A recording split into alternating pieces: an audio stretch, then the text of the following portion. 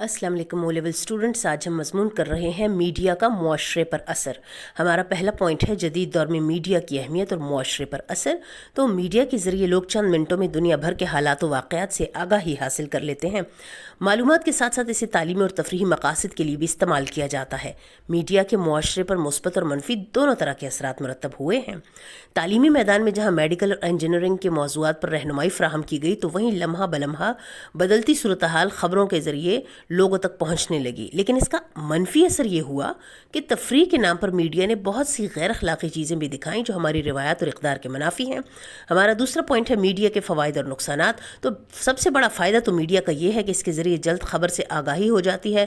Science کی جدید ترین ایجادات، ٹیکنالوجی، صنعت و حرفت، دیس کے لوگوں کے معاشرتی و تمدنی حالات سے واقفیت ہوتی ہے۔ تفریحی پروگرام سے لوگ لطف اندوز ہوتے ہیں۔ تاہم میڈیا کا نقصان بھی ہے۔ مار دھاڑ، قتل و غارت اور تشدد کے مناظر دیکھ کر جرائم کی طرف نوجوانوں کا رجحان بڑھ رہا ہے۔ رومانوی مناظر سے معاشرے میں اخلاقی برائیوں نے جنم لیا۔ سامان تعیش اور مصنوعات کی تشہیر نے زندگی سے سادگی کو ختم کر دیا۔ دولت کے حصول کی دوڑ لگ گئی۔ میڈیا کی وجہ سے ہی خاندان کے افراد آپس میں مل جل کر بیٹھنے سے محروم ہو گئے۔ ہمارا تیسرا پوائنٹ، میڈیا کو کس طرح مؤثر بامقصد بنایا جا سکتا ہے۔ تو ضابطہ اخلاق کا پابند بنا کر میڈیا کے کردار کو مؤثر بنایا جا سکتا ہے۔